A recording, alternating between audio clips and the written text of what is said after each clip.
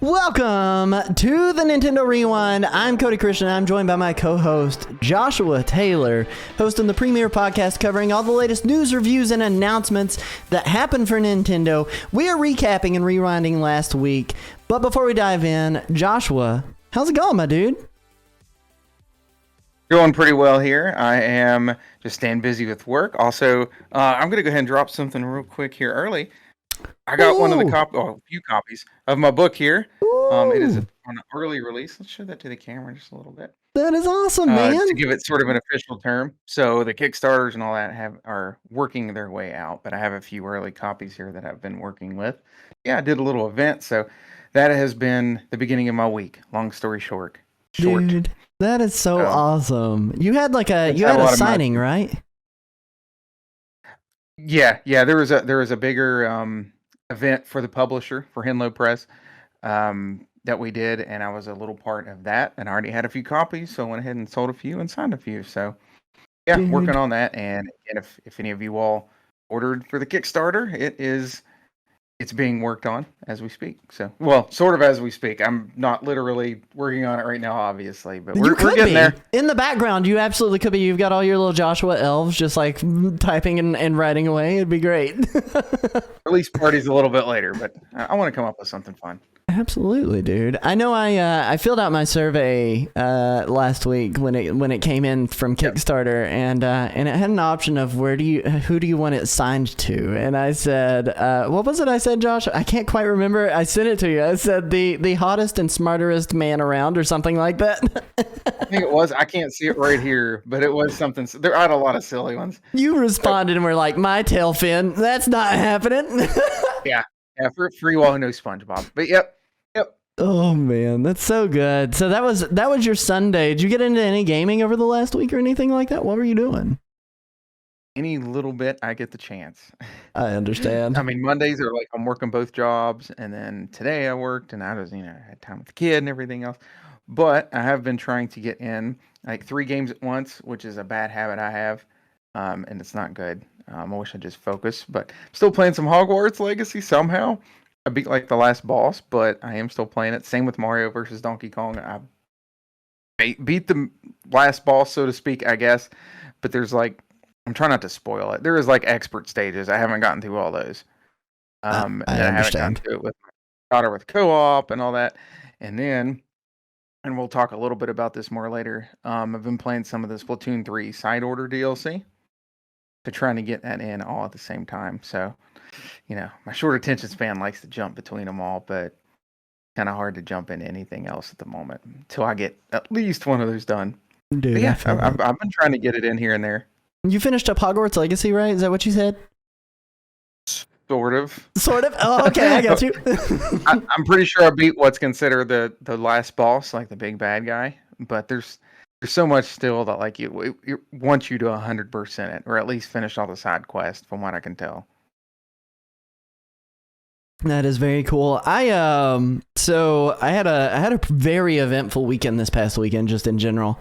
I was doing a lot of prep. On Friday, I participated in a charity event known as Save and Raid.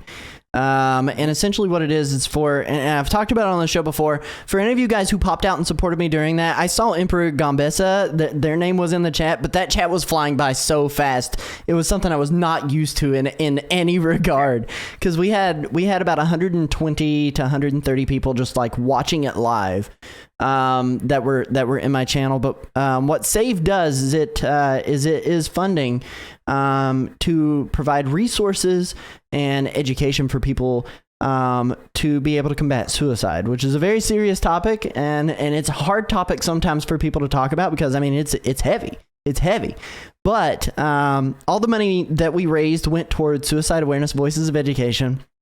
During my time slot, I raised about $1,000, and that was very, very much thanks to a couple of big donators from within my community in general. But it got us off to a quick start. I was in hour 7 of the event. Yes, I was in hour 7 of the event. And at that point, we had done about $2,600. By the time I finished, it was about $3,600. And I was super happy, like with my involvement. The goal was only $10,000 for the event.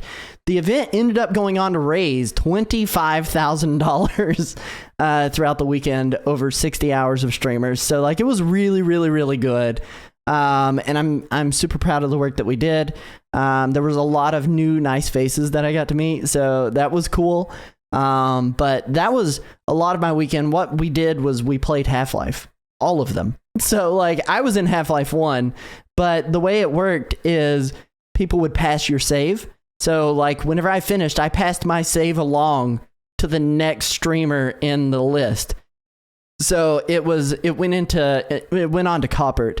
I ended up passing him a save where I only had 5 health out of 100. And so I was like, I'm sorry, dude.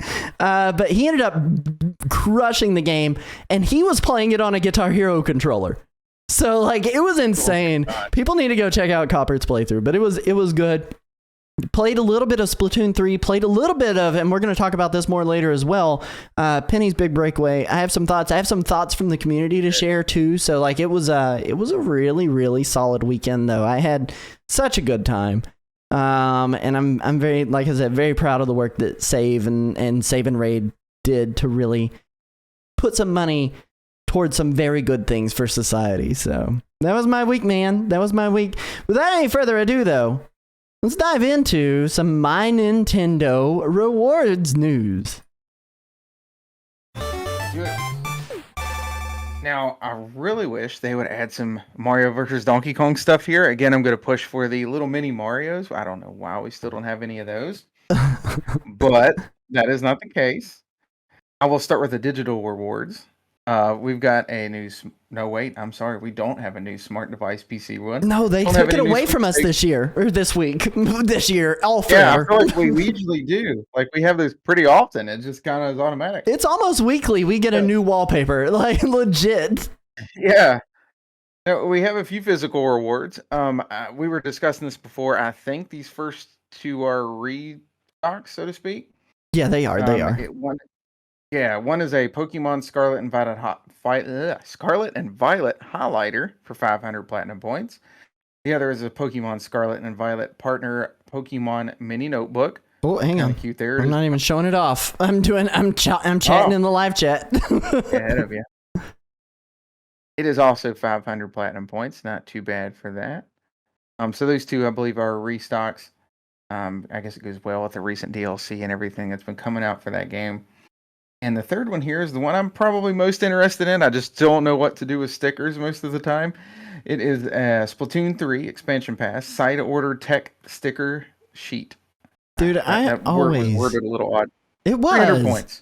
I always get so like anxiety induced whenever I'm thinking about stickers. Like I'm with you. Like I never know exactly what to do with them.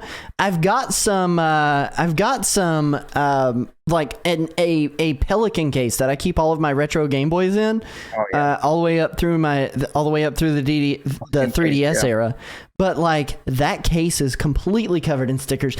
I even have like this holographic retro game remix sticker. This is Eric Ladd. He's a good friend of the channel. He's done a lot of things for me, but like I don't have anywhere to put that because I don't want to waste it on like that case just yet. So I was like that as a kid. I was like, I don't want to use these stickers, then I can't use them again. No, I actually have a completely off topic. I got a little like game scrapbook. A lot of it's stuff me and my daughter's done together, games or whatever we've done together. But I'm not great at organizing it. Mm-hmm. So that's kind of where a lot of that stuff ends up. I'm with you. I've got a pile right now. It's like, I'll add this in here somewhere. Just don't know where to put it yet. So anyway, that's one of those that I think is a good, if you're already paying the $8 in shipping or whatever it is for something else, go ahead and slap some stickers in there for yourself, you know? Mm-hmm. Want to jump to events, my good sir? There's a couple. Oh wait, you're right. I'm advancing the show way too quickly. I apologize. I thought I was following the script. I'm off. There's Mario versus Donkey Kong icons are up right now for wave 2 of them are rather available until February the 29th, which is 2 days from now. And I think right now, actually, one of them they have is a Little World trash can. So you need to go get that while you can. That's very important. I am trash. Especially since Diddy Kong still has 0 icons, but a trash can somehow made it first. We can call that one down at the bottom on that bottom row middle. Like what? That one looks like Diddy. That's Diddy with an orange hat now. Yeah, it's Wish Diddy. It is. Yeah. The other ones are pretty cool as well. There's Splatoon 3 icons, Wave 2. They are available until February the 29th. Mm-hmm. These are all for the like new DLC too. Yeah. I'm sorry. Side order. I'm laughing at live chat. Emperor Gumbessa coming in saying Diddly Kong. Diddly Kong, yes. Absolutely, that last icon. But yeah, no, these are for the side order DLC, which I am very excited to talk about later on in the show too. So yeah, on to the in-game events for Splatoon. Bumper. We were gonna go into. My bad. I got too excited. You do get way too excited. We got these fancy little bumpers now, and we got to wait for them to play. So, like, we're going to do it. But what were you saying, my good sir? Which is a great bumper, actually, because we're starting with Splatoon. So, Splatoon 3. There is a new big run incoming, March the 8th through March the 10th. You can see some of the details on the screen there. I've always done all the Splatfest. Somehow I've failed to do these, so I really want to jump on that. I love Salmon Run. Dude, so, Salmon Run's like the second best part of that game right now. Like it is. Yeah, it really is. Very good. And if you can get like a decent squad and you're actually talking with each other, not using the dongle that Splatoon put out and talking through your phones and through like some weird Nintendo Switch Online chat, but using like Discord with no latency, like it is. Yeah, just use Discord. Yeah. It is the way to do it, but I love some Salmon Run, and I think I don't think we'll stream this, but I do want to get some Salmon Run time in with my good friend Josh on that weekend. So good stuff. The other event here is yet another Pokemon one. Pokemon Scarlet and Violet Terra Raids, Mighty Venusaur, Blastoise, and Charizard. Let's see. Venusaur is February the 27th through March the 6th. I believe the rest will be announced later. No, they have dates. Really done a whole lot of these. They have dates for them. But do we have dates? They do. So, so the 27th through the 5th is the Ground Terra type Venusaur. Then they have Steel Terra type Blastoise. That is the 5th through the 12th of March. And then finally the Dragon Terra type Charizard's returning again. And that is going to be going from the 12th through the 17th. Which is weird because like all the other ones, like every single one of those have like a full week. You have a full week, except for the Charizard that ends on Sunday, like the Sunday after it comes out. I haven't done a lot of these, but maybe I should turn that back on just to grab a couple to say I did it. Absolutely. Nothing new in Smash Brothers. No, none of the new spirits that they had been talking about. Are they done with those? I'm not really sure. I guess we'll find out. No news. No news. Yeah, there's nothing really new in that arena. So let's just move on to the main topic. There's a handful of things to jump around on here real quick. So let's get to it.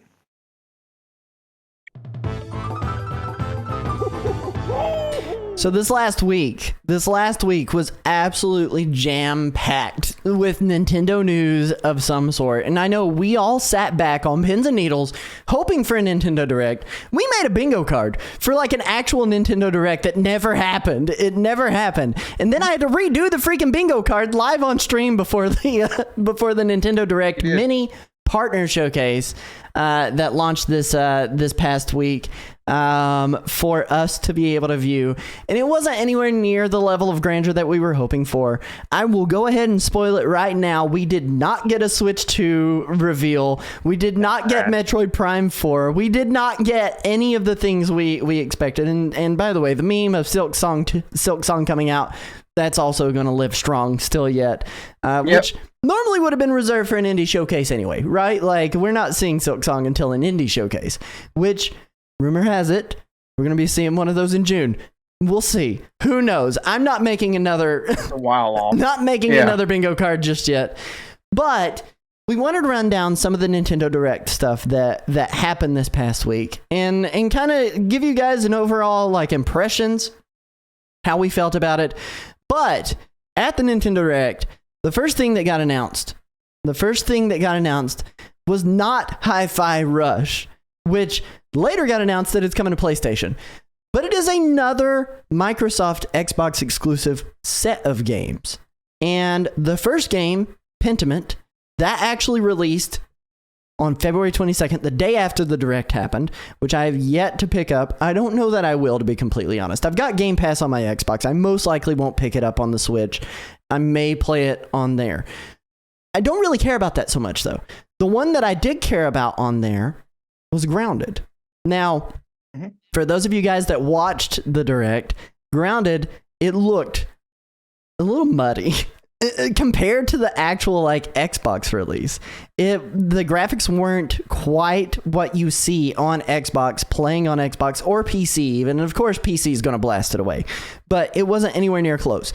And it's unfortunate because, like, I mean, we have this 7-year-old Nintendo Switch system that's not really pushing the levels of graphical realism to the max, but it looked a little muddy. So it's hard for me to say, hey, this is one that you should probably go and pick up.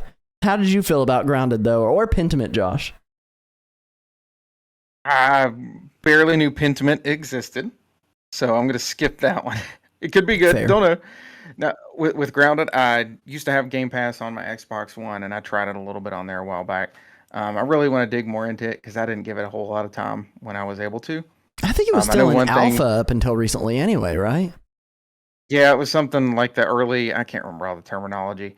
But I know, like, I saw Rash from Battletoads in there, so I was like, oh, I got to try this game out. I don't remember a whole lot about it, but I really do want to give it more of a shot. Yeah, I definitely agree with it not looking the hottest here. I'm hoping that'll get straightened up by April. That's not a whole lot of time. I'm not anticipating it looking much better than it already does. I doubt it. It just kind of feels like another log on the fire of we kind of need some newer hardware here probably fairly soon. I love the Switch, and I'd be happy with it if it wasn't for all the third-party stuff that gets kind of, butchered. Maybe, that was a little harsh. But it's honest, but I'm with you. Like, I'm absolutely with you.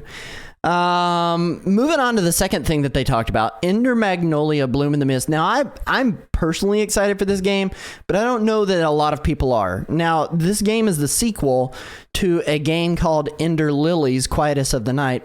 And essentially, if you think about games like Hollow Knight, if you think about games like Blasphemous or Dark Souls, but if it was 2D, and you sprinkle in a little bit of anime charm in there, in a very dark gothic world still yet, but you're basically playing as one of the the Joestar clan, having a stand do all your fighting for you as the main character. So you have like this spirit that you cast out to do the slashes and everything.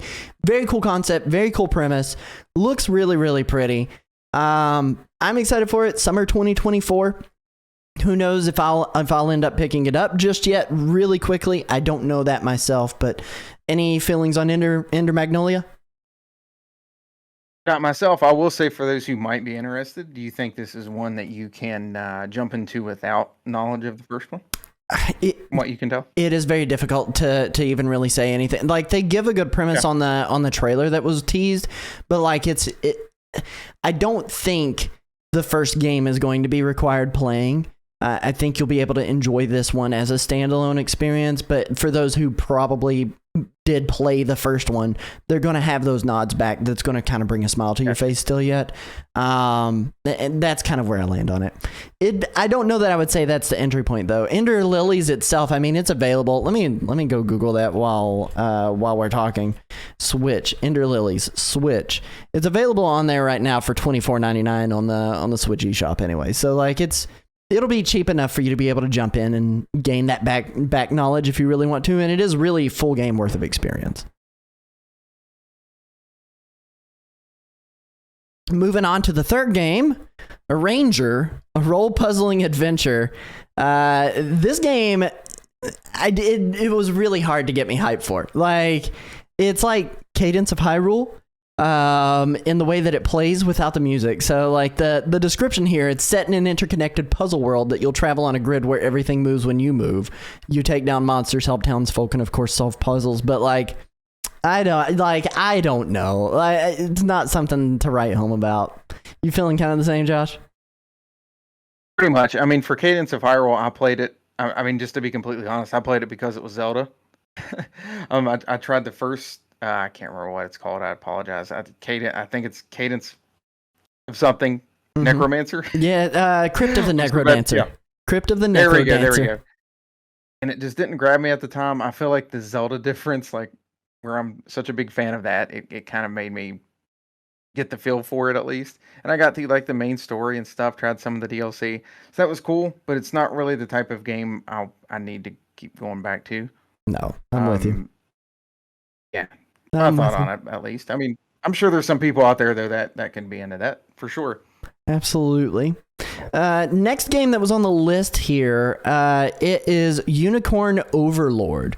Now, it's from Vanillaware. It's a turn-based strategy game. A lot of the comparisons that I'm seeing for that game is Final Fantasy Tactics, which, like, gets me hyped because I love Final Fantasy Tactics, specifically the GBA one, right? So, like, but it has this very, very, like, HD-ified, like, hand-painted kind of, like, gives me Octopath Traveler vibes without the pixel art so heavily, and has these, like, Fire Emblem-esque attacks that are going on in between each of the phases, which is very, very cool.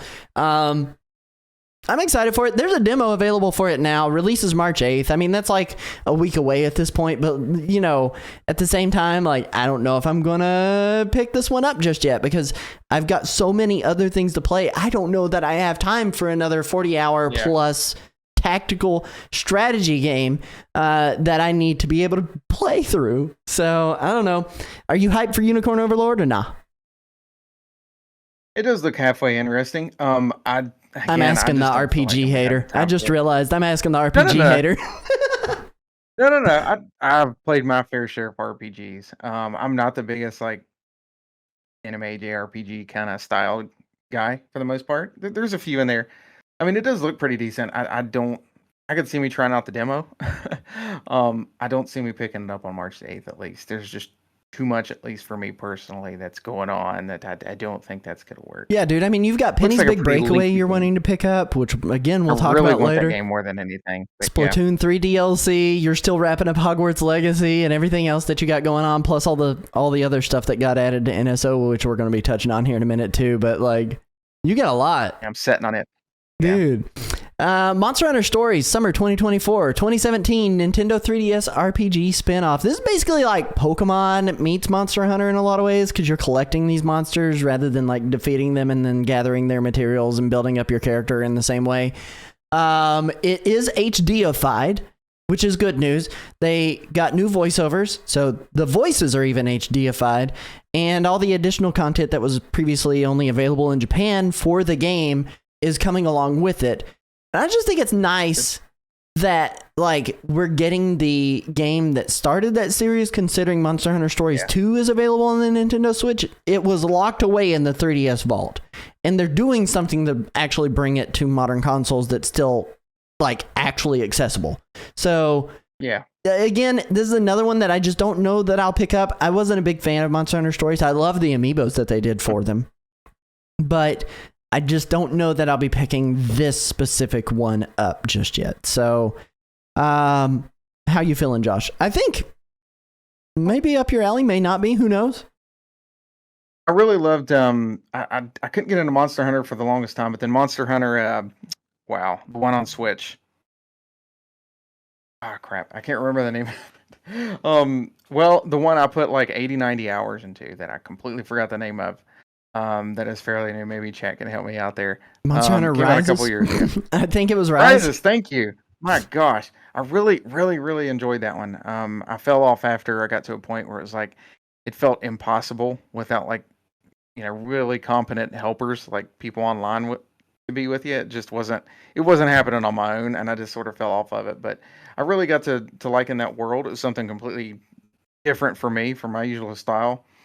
And I was kind of interested in Stories 2 that was out at the time, but I was like, well, I felt like I haven't played 1. And I don't want to buy a 3DS game at this point. So I'm happy to see it here. I don't know if I'll get it or not. I mean, it could be one of those where like in the future, if it comes out and it goes on sale really quick or something for like $20, I could see me picking it up maybe and giving it a shot. So if it would have been here whenever that game came out a little that same year, I would have probably have bought it. Right. So we'll see. I am happy to see it here, though. Absolutely. I'm going to let you introduce this next one because, I mean, it is absolutely everything you want. What is the next game that was on there? It is. So the next one here is Disney's Epic Mickey refurbished for this year. So I will say with this particular release, I feel weird saying this. I'm on a we'll see at the moment because it's $60. Really? And there's so much other stuff going on. And I know I already have it on the Wii, and it just didn't look like there was anything new. I say that, and we all know I'm going to end up buying it. But no, I seriously love this world. I'm a big, especially kind of old school like Disney fan, and I love what they did with this whole world, universe, and the plans they had for it. That unfortunately they didn't get to completely play out. But I mean, the game itself was just really fun too. It's one of my favorite genres. So I would be perfectly fine with revisiting this, especially if they went back and improved a few things or made it prettier at least. It was definitely happy to see this, and I hope it gives that series another chance at life. And Warren Spector has even shown interest in wanting to do more with that. I don't know if he'll be able to. I figure the chances are a little low, but man, it would be great if he could. I was actually going to bring that up. I saw Warren Spector today had mentioned that he was wanting to do 3. So, and if sales for this are good, right? So if Disney's Epic Mickey Rebrushed is good in terms of sales, there's a chance. Yeah. I mean, there's a chance Disney Interactive and who was it? THQ? I don't remember who's the developer on this game. The actual. Oh gosh, it's been so long. I got into it way back when it came out, and I haven't really gone back a whole lot. It feels like a THQ game in a lot of ways, but I could be wrong. I could be wrong. Somebody else can tell me, but I can't remember. But that being said, like they could dive back into this. I mean, if there's a world where Darksiders gets a 4th game, like there's absolutely a world where Disney Epic Mickey Rebrushed gets its sequel and an actual sequel. So I do love it. Yeah. It's interesting because Steamboat Mickey just like went into the vault or went into public domain for everybody to be able to use. Gosh. Steamboat Willie, and they're kind of bringing him back in this way in some ways to try to like renew some of that interest. And I think that's probably what it is with all the fan games and movies that are coming out, to throw out a black and white Mickey that looks so much like Steamboat Willie. I think there's a reason that's coming, and it's a smart business tactic. But that game was one that I missed out on originally, and I feel like I need to play it at this point. We've got an Oswald like cup up in this china cabinet. I don't think you can see it right now. But yeah, give me more of that. Absolutely. And then Shin Megami Tensei 5 Vengeance, June 21st. Now, I know this is not Josh's normal style of game, but he loved Persona. And if he liked Persona, it is Persona, but harder and darker. Because it's from the same team. Shin Megami Tensei 5 Vengeance, out June 21st. This is the definitive version. So if you think about Persona 5 and then Persona 5 Royal, this is essentially Persona 5 Royal for Shin Megami Tensei 5. Really cool game, super dark. The entire time that I was playing it, and I played it for forever, like I ended up crushing that game, but the first 40 hours, I had to eventually start playing it on mute because you have these demons talking in your ears telling you how worthless you are the entire time, and it's like, I can't handle this. But like it was sounds like my everyday life. Oh no! But it was listen, I raised some money for Save and Raid. If you need somebody to talk to, I am a safe person. But that being said, this definitive version, it is coming across multiple platforms too, which is crazy to me because that was previously a Nintendo Switch exclusive. So I'm excited for more people to get their hands on it. I want more people to experience that game. It was very cool, so cool. And the protagonist has this long flowing blue hair, and he looks like a cyberpunk dude the entire time. Like, it's crazy. It's crazy. Don't give me that look. I see you. You get out of here. Star Wars. We got a good one up next. Let's go. We do. You want to talk about it? Star Wars. Tell the people. It is. It's Star Wars Battlefront Classics Collection, March the 14th. So yeah, these games were great, especially the second one. If you've ever played, I'm assuming you've played the old Battlefronts. Especially the second. I have. Battlefront 2 was the one that I had the most time in. I didn't play the original Battlefront as much, but I did a whole lot of online for Battlefront 2. The original Battlefront 2, not the EA-ified one. Right. Yeah, the conquest mode in the good, I mean the evil ones, it's okay. No, the original Battlefront 2, like I love I think it's Conquest. Oh, what was it? Galactic Conquest. I believe that's the mode. For some reason, I love that one. Mm-hmm. Where you could like go through and just take over like each planet as whichever faction you decided to join. It's really cool. Always love that, and then seeing like the endings for each one, even though they were kind of quick, but just it was a lot of like what ifs, like what if the Republic won, what if the Empire? Like I love Star Wars anyway, so it was just kind of neat. I always enjoyed that. Did you see they're adding new characters to it though? I saw part of that, and I can't remember. I meant to go back and look at that. Dude, it's I'm crazy. definitely interested to see Kit if they added new. Fisto, Asajj Ventress, bonus maps Oh, yeah. like Oh, Jabba's that's cool. Palace and Bespin Cloud City, Yavin 4 Arena, like Yeah, it's it's neat.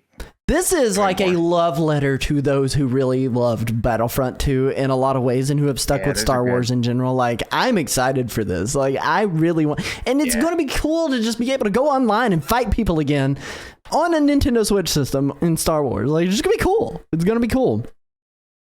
Sword Art Online Fractured Daydream, that's out this year. Nobody cares. Actually, just kidding. Gundam Breaker 4 You see 2024. my eyes? Look at me. I'm dying. Wake here. up, wake up, Anyway, go ahead. wake up. Gundam Breaker 4 2024 this year. Again, nobody really cares. Like, there's so many Gundam games. It's hard for me to get excited about anything that's not Armored Core. Gundam fans. Super Monkey Ball Banana Yeah, Rumble. there we go. Okay. Now we're talking. Now, Super Monkey Ball Banana Rumble, June 25th. This is a Sega game. Features 200 fresh courses, 16-player multiplayer, and new moves for II and friends. What's really cool about that is, like, it gives me, like, hardcore Fall Guys vibes, but done with more polish with that 16-player multiplayer that they're doing with it. And it's just way cuter than these, like, beans. I will say we do need to go back to Gundam Breaker for Emperor Gombessa, who says Gundam Breaker 3 is one of their favorite games of all time, so they have big expectations for the new one. Although new Gundam Breaker was a bit of a letdown, they have big hopes for Gundam Breaker 4, and I'm sorry. That's why I don't care about it. Like, 'cause so many games get pumped out, and it's just hard for me to get I excited care for more about monkeys than mechs. Yep, That's just monkeys the kind and of guy I am. balls. Monkeys and balls. World of Goo 2, though. I really kind of got a little hype for this one because I loved World of Goo 1 on the Wii, and then it later came to phones, and I played through it on my phone.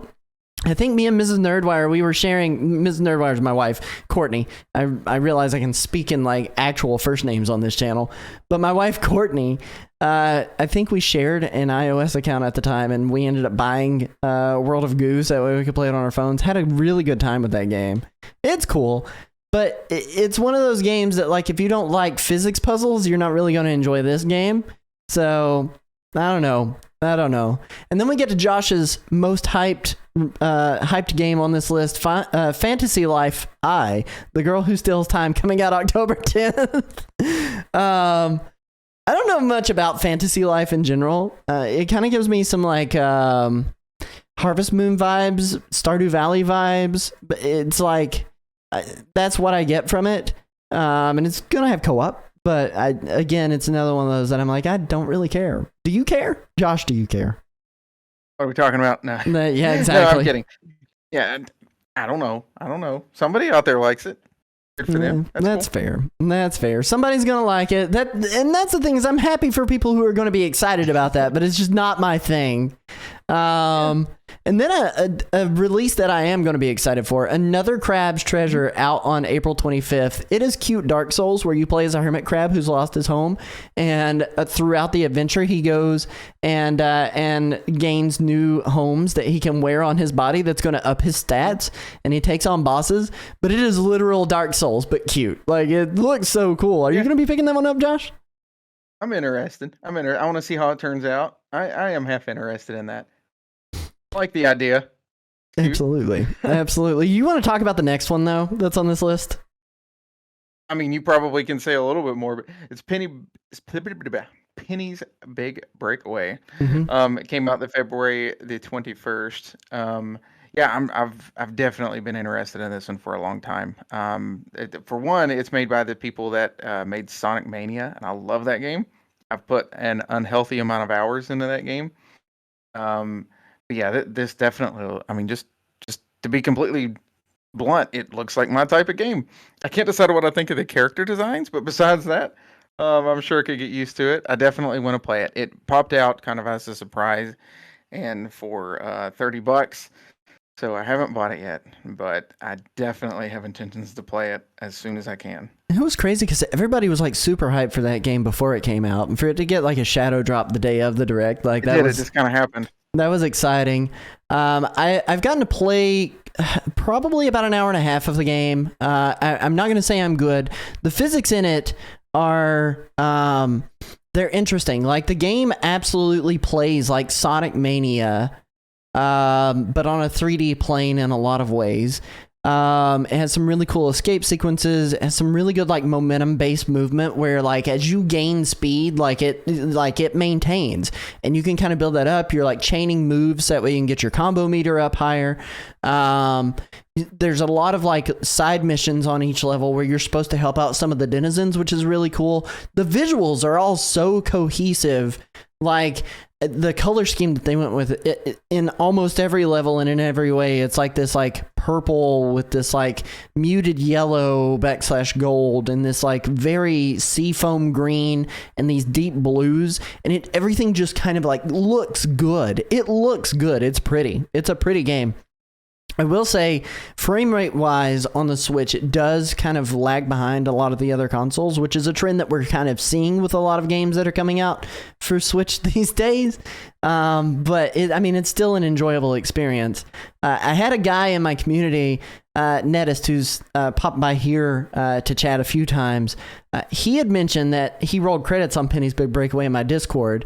And I asked him a couple of questions about it, but he said it was loads of fun. Though it feels a little undercooked like Sonic Mania did on launch. Some of the level transitions are awkward, like they're missing cutscenes, and some areas are a little bit short. And he said the combat bosses suck. They should have all been chase sequences, and the chase sequence bosses are phenomenal. So I've asked him, I was like, do you just hit them 3 times and they're dead, or is it like something else? He said, depends on the fight. Usually the goal is something in the level and the boss is an obstacle. And he said the problem is Penny's range is too short and she's too slow and it feels clunky.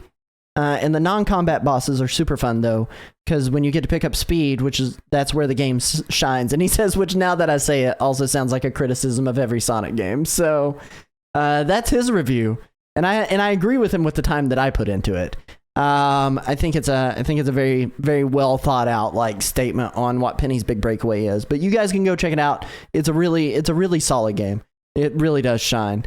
Next game on the list, Suika Game Multiplayer Mode Expansion, which is the watermelon game that absolutely just like took social media by storm for a short hot minute there, where you're trying to evolve your fruits into the biggest fruit, which is the watermelon. You got local 2-player battle mode, which is cool, and they're like you can junk up your enemies and different things like that, or your second person who you're playing against, and different things like that in each of those.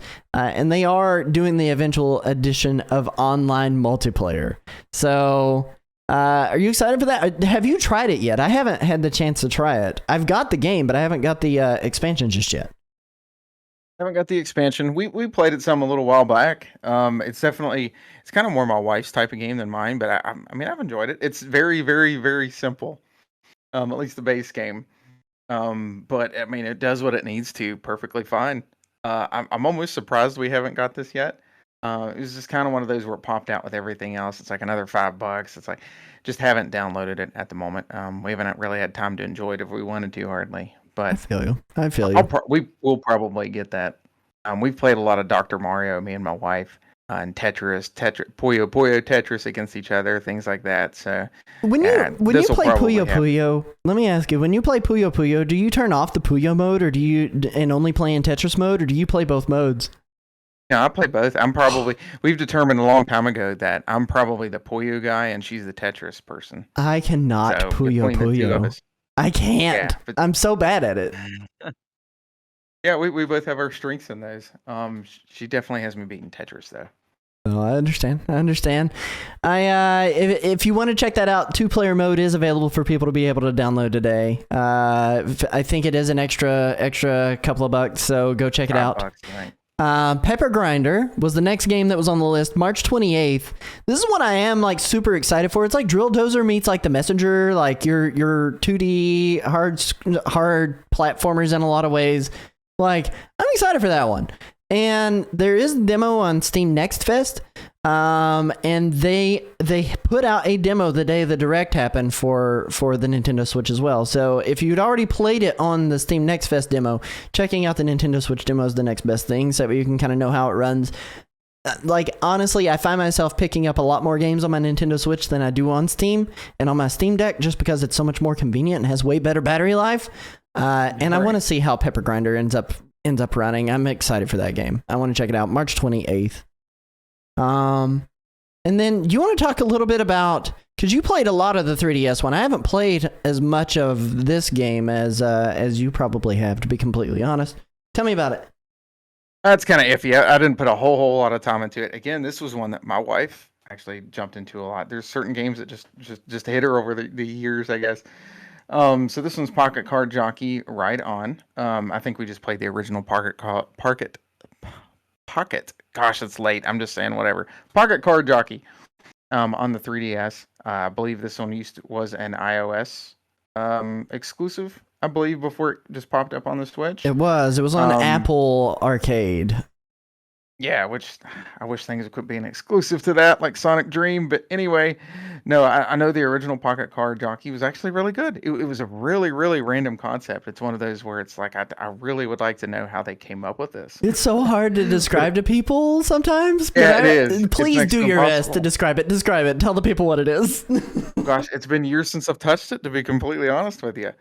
So you might even be better at it. I remember having horses. I remember playing solitaire. It's all blur. It's a fever dream. Yeah, I was like, I swear. I remember one planet being a reference to a Star Fox, to Titania, I believe, because I'm a big Star Fox fan. So he's not wrong. Like, it is absolutely horse racing, but mixed with solitaire, and the way that man, now that I'm trying to describe it, it's almost miserable. The way that it works is at the start of each race, you have a chance to like try to do a spider solitaire kind of level where you're trying to clear off all the cards to get them off the map. And then you end up being able to pick out some bonuses to be able to give you a little bit more of an advantage during the horse racing portion of it. You've also got to kind of like determine your pathway, like where you're going in the game as the horse. And you want to be in what's known as the comfort zone for the horse, which is kind of middle of the pack, but it gives them some room to breathe. So that way they can kind of draft off a horse that's in front of them and not be in too much pressure against the wall or too far out from the wall as the racing horse.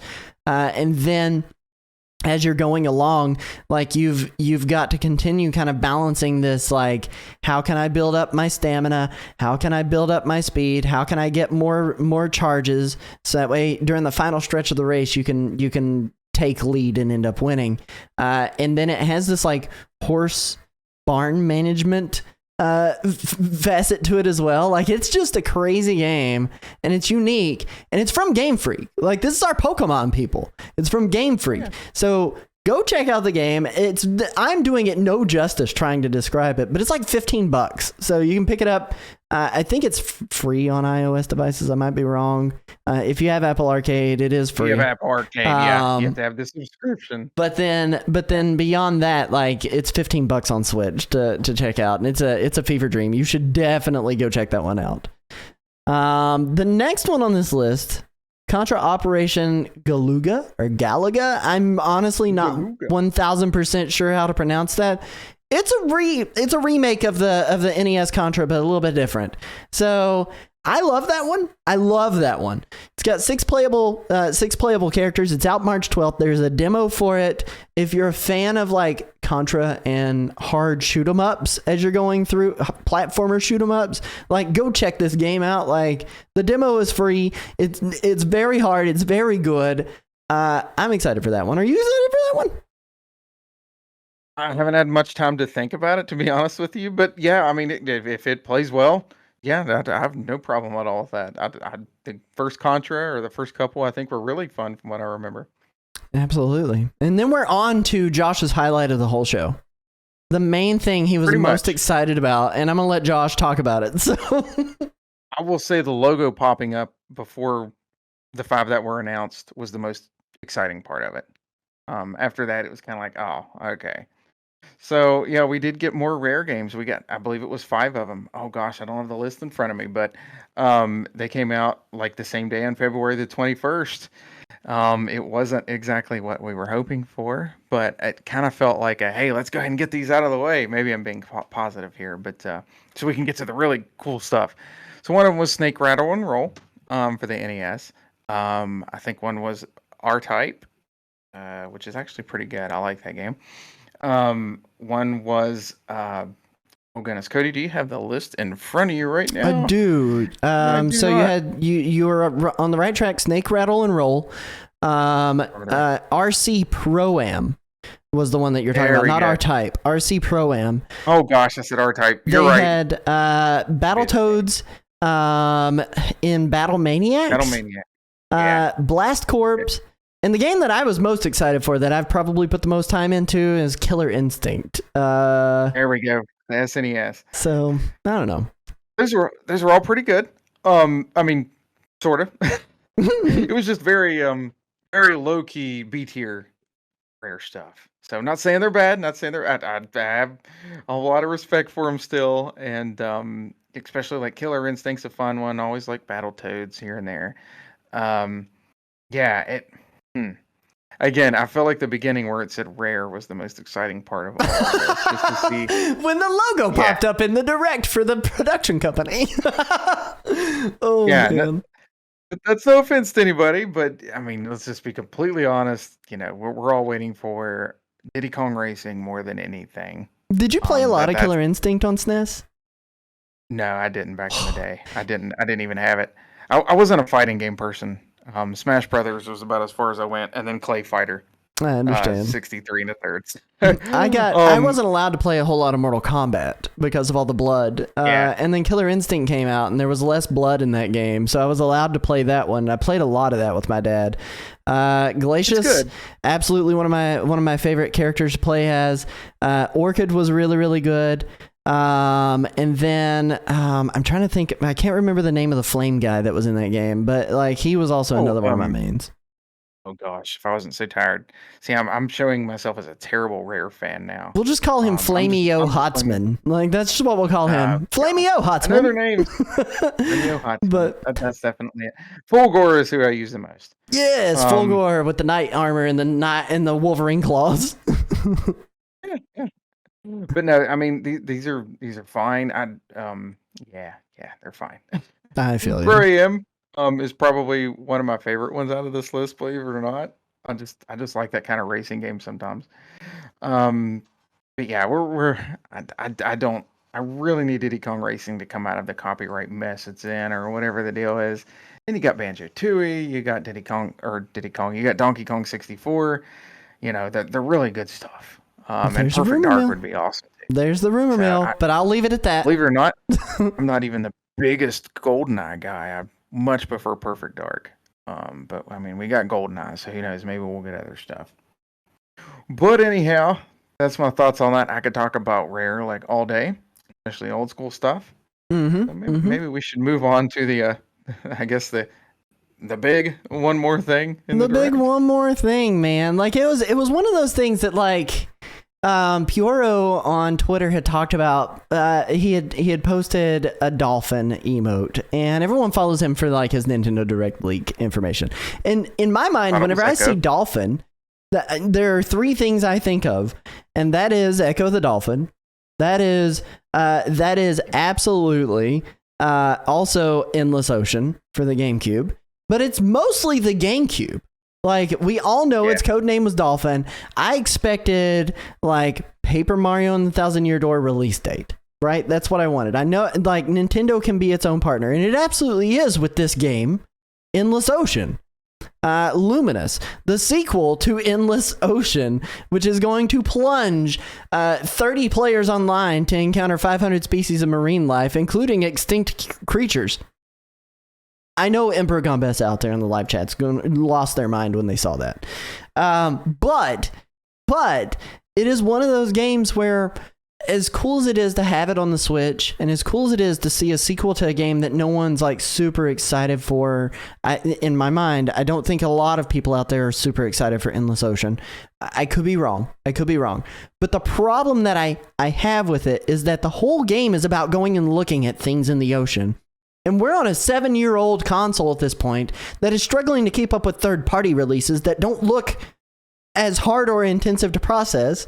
And now we're getting this, where they could have waited a year, maybe released it on Switch 2 or whatever they're going to call it next year, and it blow people away. Like, I want this game to blow people away. And that's what I wanted for it. And it's not going to do that. And that's just kind of where I land. It's made for that. Like, it's made for sort of to show off the new graphics or something. Yes. It's not like supposed to be a big $70 or whatever. It's just, it has its place, but I don't know if this was exactly where it needed to be. Right. I'm hoping it's cool, and I want it to be a very cool experience. But it was one of those things where I was like, man, it wasn't Paper Mario 1000 Year Door reveal. It wasn't Metroid Prime 2. It wasn't whatever other GameCube game you can throw out there. It was Endless Ocean Luminous, and I'm excited for it. But I'm worried about its legacy at this point, coming at the tail end of the Nintendo Switch's life cycle. And that's just where I'm at with it, is I want it to do well, and I'm afraid it won't be able to do well because of the hardware that we're on.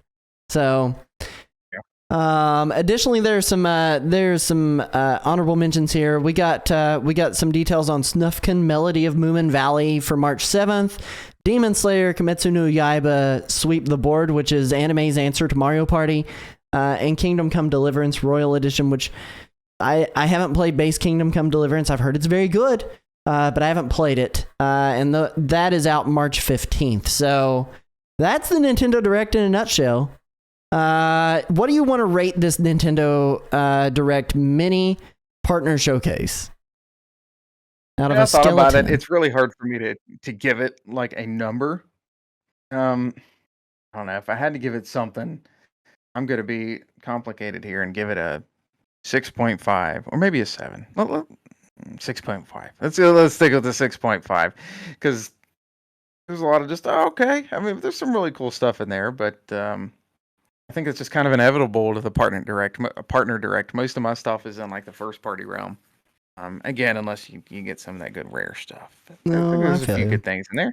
Like I went in with my expectations pretty low because I knew it was a partner direct. It wasn't like Nintendo coming out and doing everything.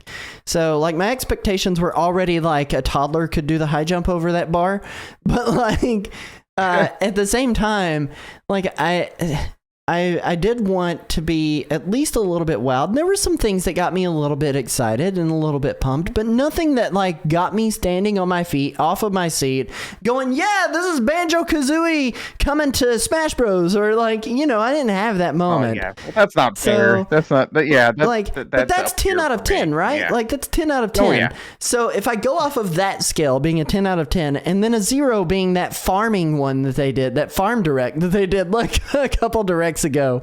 Like Farm I kind of JRPGs. I kind of land on a 5 for me. A 5 out of 10 on this one. It's not bad, but it's not anything to write home about. It's right in the middle of the ratings there. I may add to mine real quick. I noticed some of the games I'm most like, oh cool, that's in here are like old games. Yeah. So there's like the Battlefront games, which remakes are great. Or re-releases. Like, okay, I've done this. Epic Mickey. Okay, that's great. I've done this. Now, like Penny's Big Breakaway, I already knew it came out, but I couldn't really buy it. It's great. And the rare games were kind of the B list. Okay. Like there was some okay things in there, and there were old games too. So yeah, I think that's why I'm just sticking with like the 6.5-ish range. Yep. I mean, we watched it live on this channel. So that was the other thing is I got up early so that way we could watch it live on the channel. And that was kind of my reaction then too. It was like, this was good. It could have been better. So that kind of wraps up our news around the main topic for breaking down the Nintendo Direct Partner Showcase. Although there was one more thing regarding the Nintendo Direct. And I'm going to go to our extra Nintendo news. Hang on one moment while we play that bumper.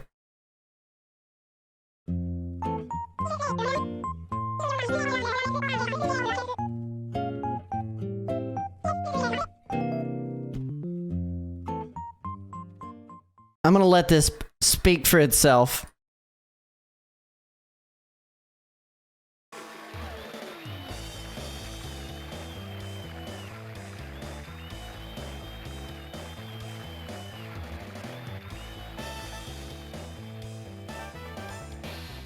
Mother 3 out and available in Japan. And boy, did we get shafted again, man. Like, I am beyond disappointed. Beyond disappointed with the disrespect that Nintendo of Japan has shown to its American audience. Man, like, it's one of those things where, like, people want this. Like, people want this. And if it's a localization issue, I don't understand why. Because they put out things like Shin Megami Tensei. Like, they're willing to back that.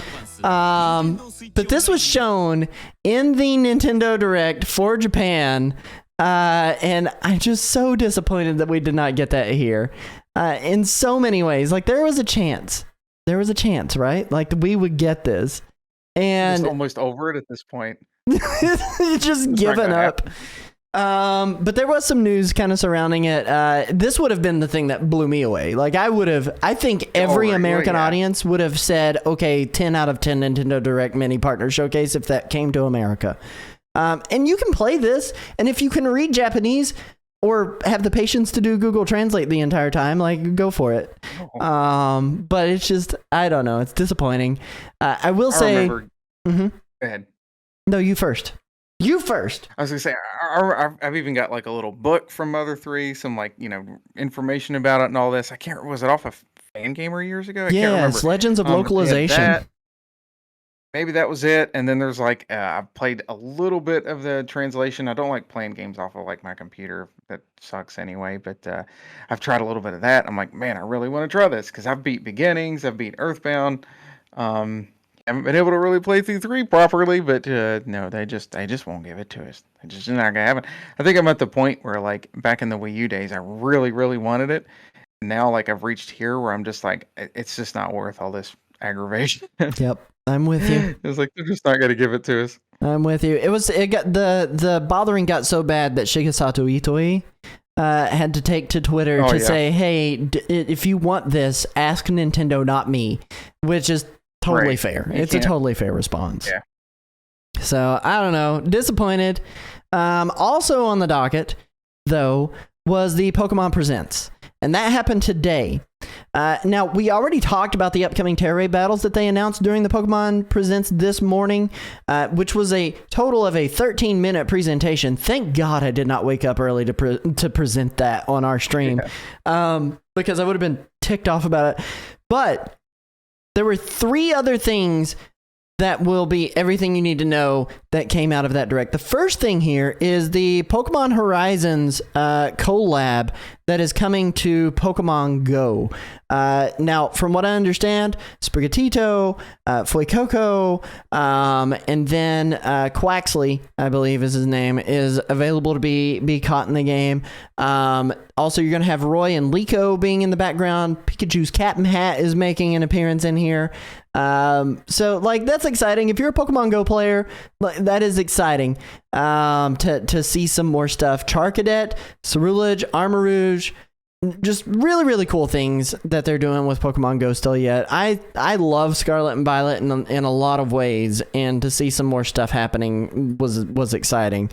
Also of note, Pokemon trading card game Pocket got confirmed to be releasing this year. Now, I play a lot of mobile card game, one specific one, Marvel Snap. I don't do a whole lot of Hearthstone. I used to play that, but I jumped off of it. But this is giving me like hardcore Marvel Snap vibes. How are you feeling about Pokemon trading card game for you, Josh? Are you going to be playing any of this at all, or is it just not your jam?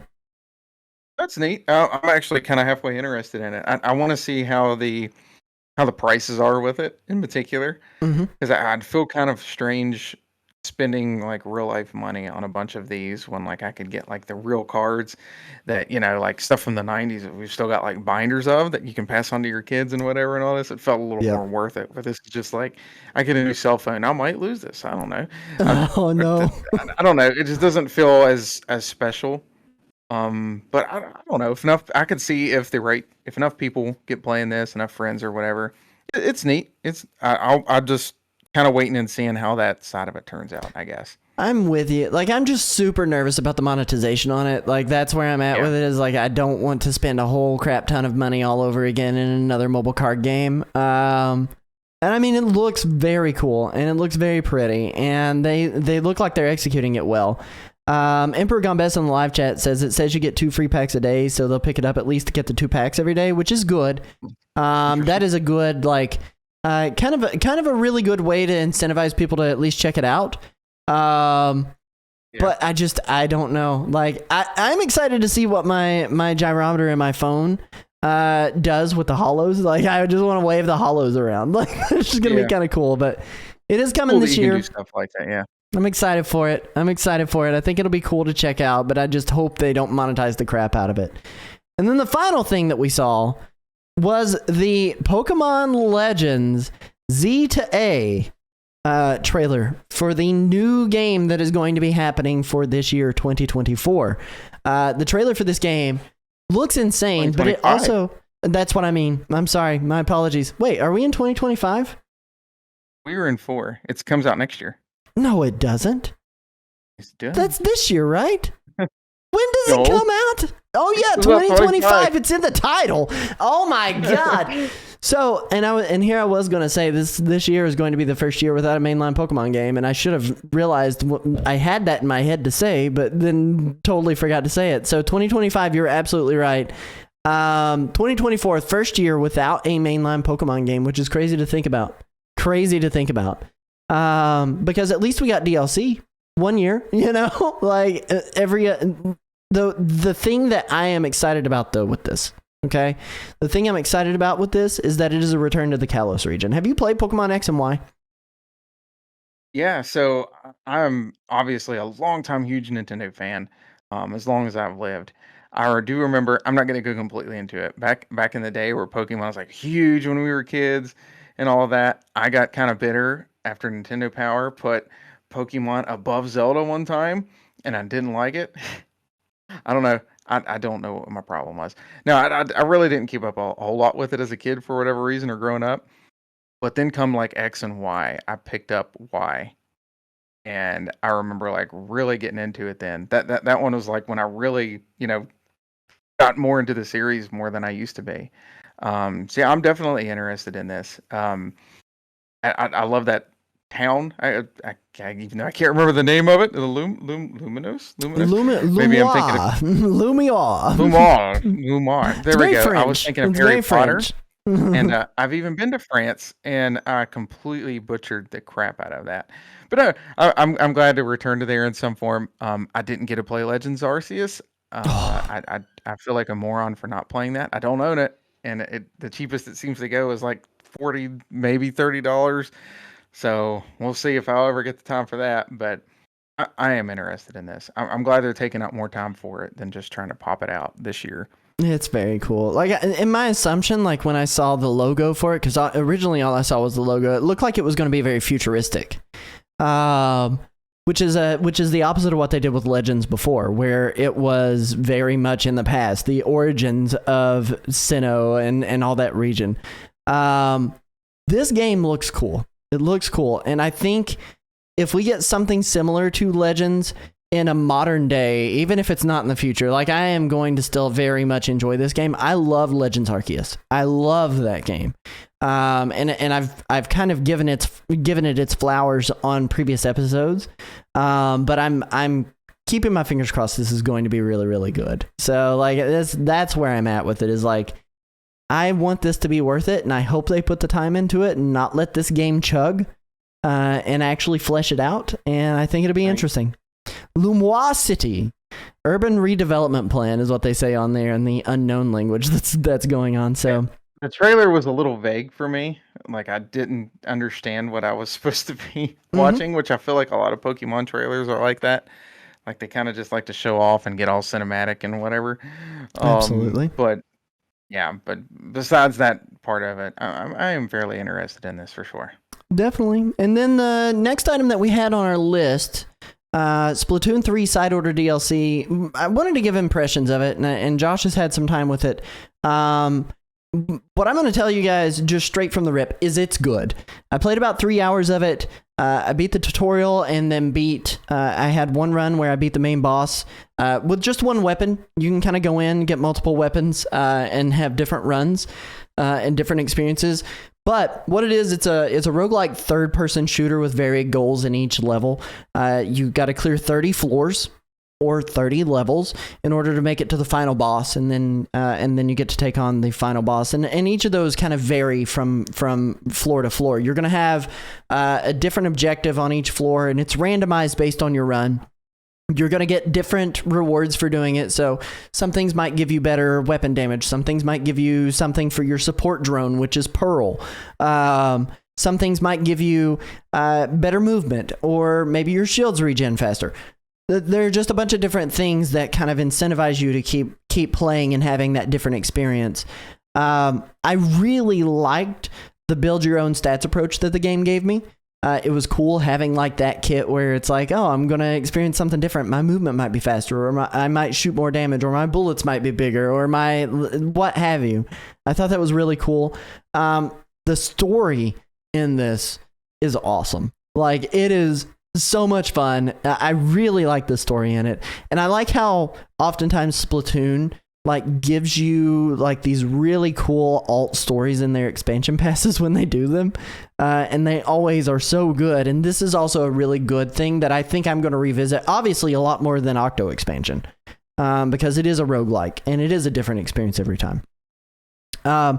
I actually really like the music a little more in this too than I did in the base game. Music's got this kind of like lo-fi tech approach to it, that is just relaxing and calming to listen to. Now, as far as gameplay goes, it's still just like your standard Splatoon. Like, you're gonna, if you've played any of Salmon Run or any of the story mode stuff, like, you're gonna kind of be used to your objectives here, in some ways. What I dislike, there's not really a lot. Like, sometimes the horde can get really heavy, but that's a compromise of what the game is like. Weapon choice at the beginning is really limited. So you immediately start with the dualies, and you unlock other guns as you gain keys through ascending the tower. And then some of the boss fights really aren't intuitive. Like, it took me a second to really understand what I was doing. Once I figured it out, like, they were fun. But it took me a second to understand, oh, I need to target this part of a boss to do damage, or maybe I need to do this first before I can do damage. But honestly, like, those complaints pale in comparison to how great the expansion is, and the payoff, which I'm not going to spoil here, is such a good addition to the game. So my personal score for this is going to be a 9 out of 10. Like, it is that good. It is a 9 out of 10 experience. Josh, did you have some impressions you want to give? Yeah, I do real quick. I've been playing it. I played it a little bit more. The little bit of time I had this evening, just now. The farthest I've made it is like 25 floors up. So I haven't played a whole lot of, what do they call them, like roguelites games. I did play Hades. I love that one. This one, I love Splatoon. I love the single player modes, and so far it really kind of gets you kind of addicted to it, especially the more you upgrade or get like permanent upgrades, especially. You try out different weapons. You can try out different. Hey, I'm going to focus on this time. I'm going to focus on my speed. I'm going to focus on my defense, whatever it may be. And you can really just go with whatever you want to do and try different things out. So I really like that aspect of it. One thing in particular that really sticks out for me is I guess it's part of the overall story. They did this with what was it? I think it was the Splatoon 2. Yeah, the main story in it, where like the big last Splatfest of the last game like affects the story here. Mm-hmm. So the Splatfest from Splatoon 2, with Team Order versus Team Chaos, like, comes into play here, and I was Team Chaos and won, and now this is like Team Order causing trouble. So I really love that setup. Like it feels like a little bit of a payoff for something I was a part of a few years back. Mm-hmm. You don't have to get that, or you don't have to have had to be in the middle of that, but that really just adds kind of something special to it for me in particular, or anybody who was part of that whole thing. So that really makes it a little more special. I I guess to say if there's something I don't know if I like a whole lot, it can get a little repetitive, like doing some of the same challenges, like oh chase this thing, and then you do it again. It's like oh chase this thing again. Um, I don't know how to say it without like Yeah, I mean giving away a whole lot. you've got like 4 challenges on each floor. So Yeah, essentially that you'll have, I mean, you get 3 to choose from, but it's always like the same repeating 4. Like you'll have the what you're talking about, Josh, is chasing down the fleeing enemies.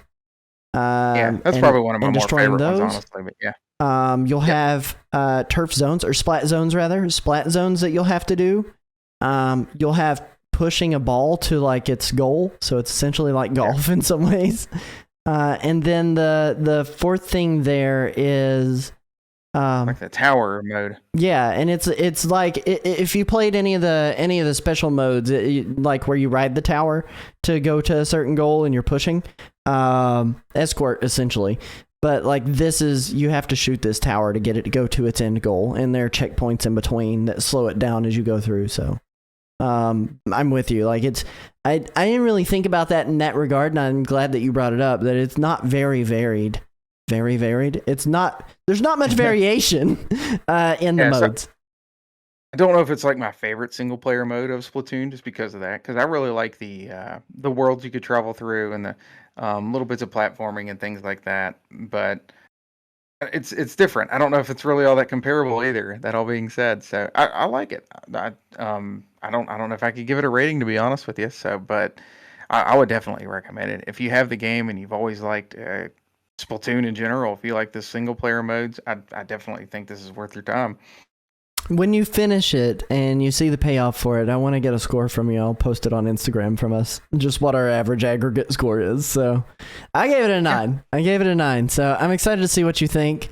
But that's it for extra Nintendo news. Josh, do you want to take us to the upcoming games and dates after this bumper? Sure.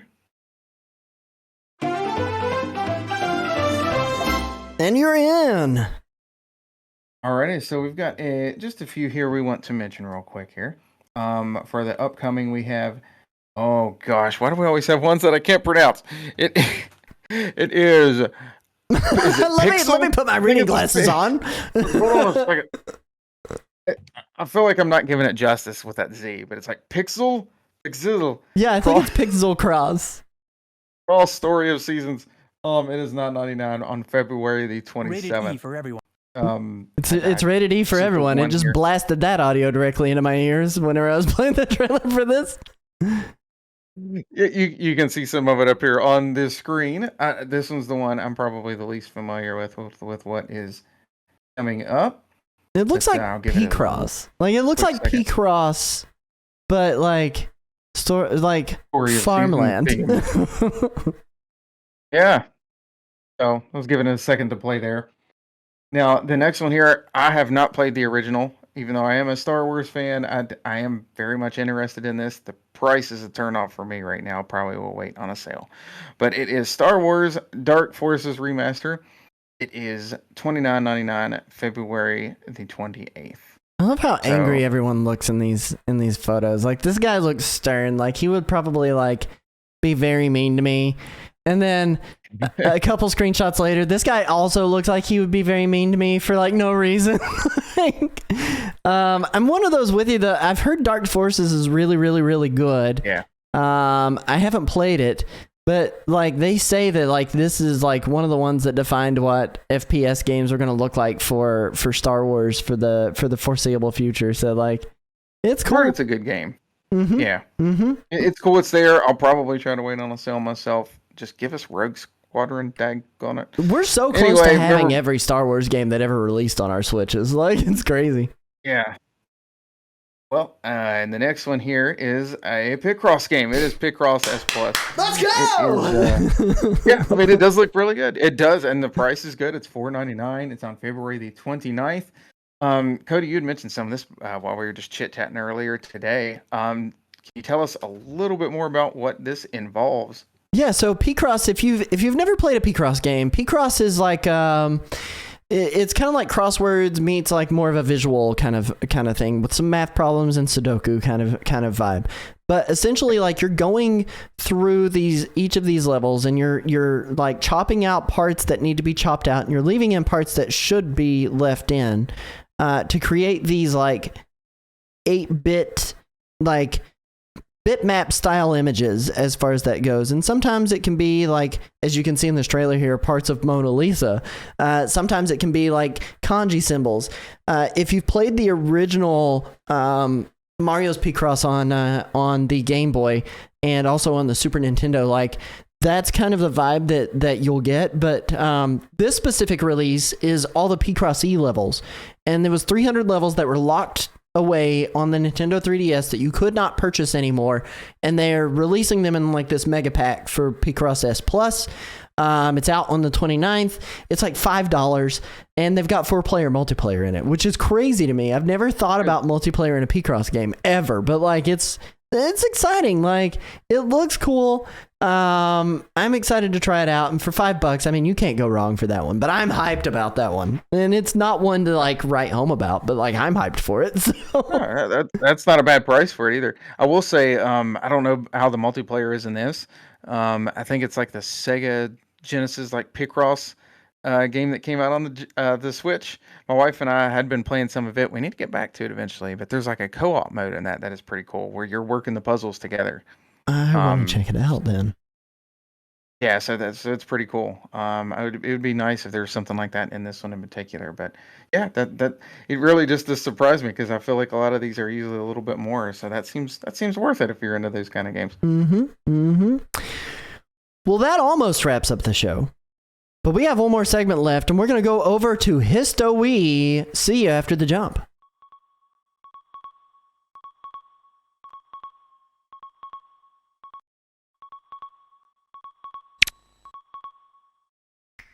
Welcome to the part of the show we call Histowii. In this segment, my co-host, Josh, must try to guess a game that was released within the past week, but years ago, based on a trivia, a screenshot, and a random sound effect or song. Josh, as my resident nostalgia nerd, do you feel like you have what it takes to guess this game? I don't know. I feel like you're trying to pull some crazy stuff on me. I can just sense it. Oh man, listen, I have done my best to try to stump you for weeks, and at this point, I've almost given up. Good, I have no hope of doing it. But Mrs. Nerdwire in the live chat says, "quote I think I'm gonna get Josh today, Cody every Tuesday before the show," which is 1,000% true. I'm like, I think I'm gonna get him, but I'm hoping that I do get you today. I don't know that I will. But I am at least a little bit confident. On a scale of 1 to 10, I'm like a 6.57 that I may stump you today. Last week, I was like a 9, and then you ended up pulling out Persona Strikers on me. So like, it was crazy. Absolutely crazy. You're getting a little choppy on your video. So that being said, you should maybe turn off your camera that's going directly to me in Discord.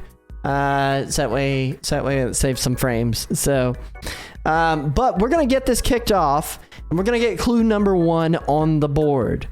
Okay. Are you ready, sir? Yep.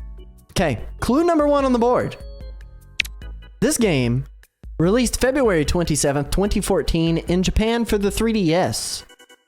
There is a marvelous controversy concerning ownership of the name.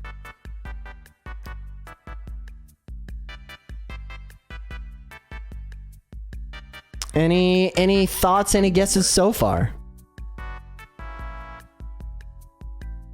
I know this is silly.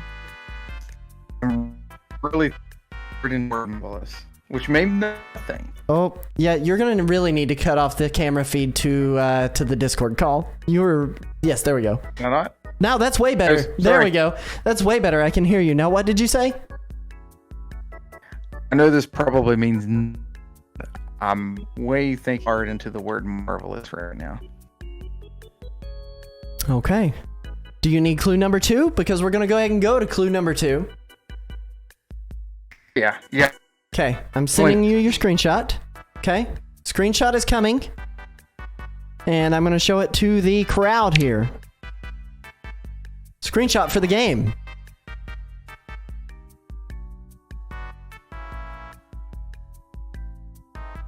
I see a chicken. You think so? Yeah, it's totally a chicken. Okay. I gotta see this full screenshot when we're done. I want to know if it's a chicken. I will absolutely send you the full screenshot. Board. It looks like a paper farming game of some sort. Okay. It's not looking good. It's not looking good. It's not looking good for you. Have I joshed you? Have I unjoshed you? All right.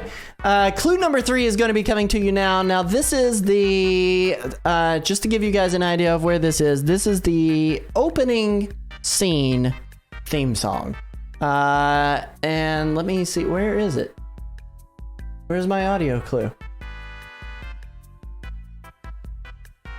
Oh, there it is. I found it. Okay.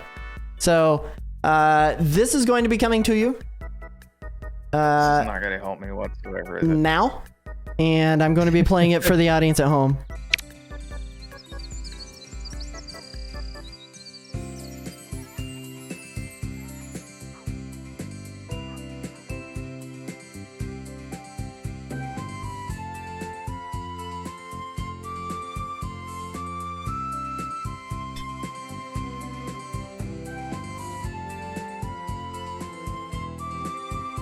Did I josh you? I am appreciating some of these live takes in the live chat, by the way. Super Chicken RPG is so good. Try not to look at the chat usually. Yeah, I don't blame you. Please don't. Sometimes they do get the answer really quickly and give you hints. I don't know. Super Chicken sounds pretty good though, whatever that is. All right, Joshua. Are you ready to make your guess? No, but I'm going to make one. All right, I am pulling down the sound clue audio now. Way down. Oh, that muted immediately instead of slowly going down. And then I'm going to get our history theme back on. So, Josh, what do you think it is? Tell us your guess. All right, so this one was like a dirty left field choice because I have no idea. Okay. No, it's 2014. I know Yes. this. It's a 3DS game. Yes. It has a chicken. Yes. I'm pretty certain Maybe. it's a farming game, especially like with the picture, the music. Now the naming. What was it? Let me look at the hint here. This game released February 27th, 2014 for Japan for the 3DS. There is a marvelous controversy concerning ownership of the name. So, if I remember right, what was it? There was a controversy with Harvest Moon in particular. And I'm not super familiar with the situation. And I'm super exhausted, so I'm not sure. There was another game they went with that was basically Harvest Moon. And I cannot think of the name of it. So I'm just going to say Harvest Moon. I don't know the subtitles. Purple Rain. I'm kidding. I don't know. It's a Harvest Moon game. Do I get half a point? We will go to the reveal, though rather, I should say the grand Weevil now.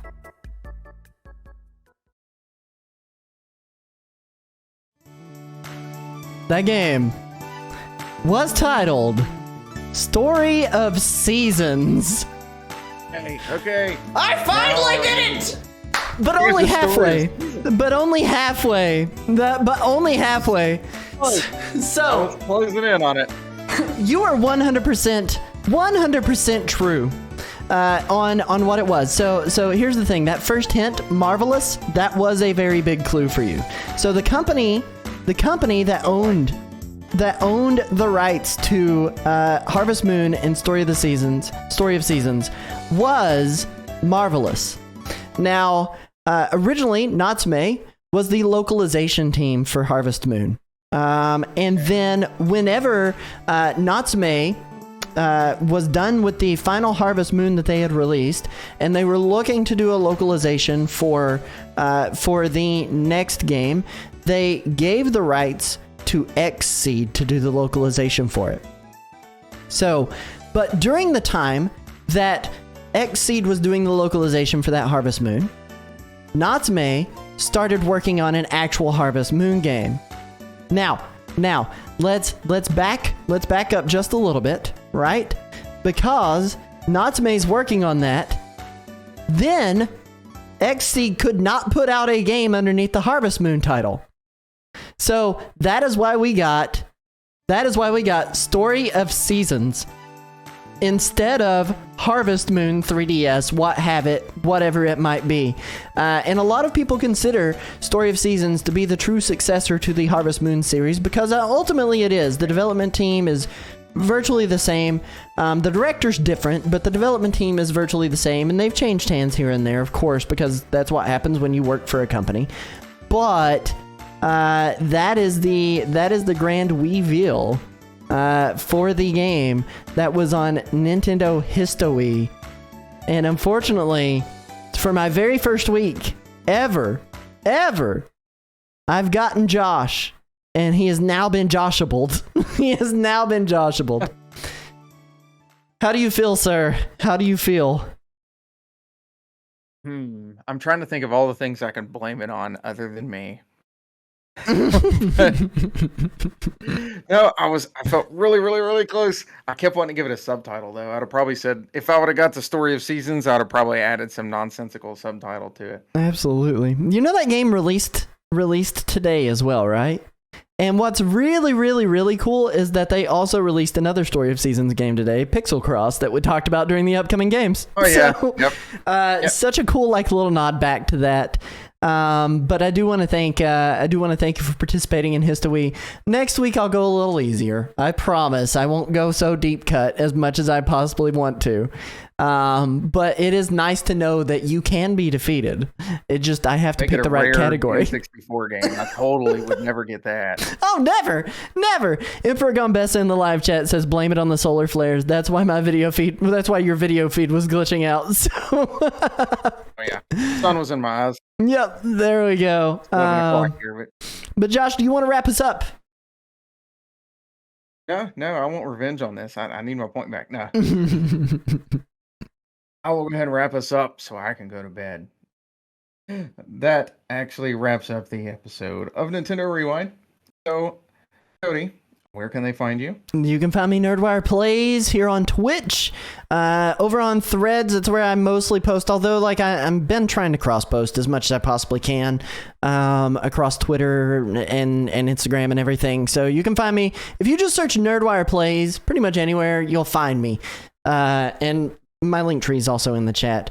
And you, Josh, where can they find you? At Whopper744 Games on Twitter /X. That's where I post most of my game stuff. And then of course, I'm also on Threads. Most other things, I am at Whopper744 in a vast variety of places. Of course, you can catch us on all of our episodes in video form on YouTube at youtube.com/at the Nintendo Rewind right now. Also, please, again, join our Facebook group at facebook.com/groups/Nintendo Rewind. I hope that really gets taken off here. It's a good place to go and chat for a good bit of our community, I've noticed. And visit our social media page on Threads and Twitter at Nintendo Rewind. Thank you again so much for watching. Remember that you can catch us live every week, Tuesdays at 9:30 p.m. Eastern on twitch.tv/Nintendo Rewind. Bye, guys. Well, if you guys want to stick around, you can catch us for just a very short post-show chat. We love your faces. We'll see you after the end. Bye.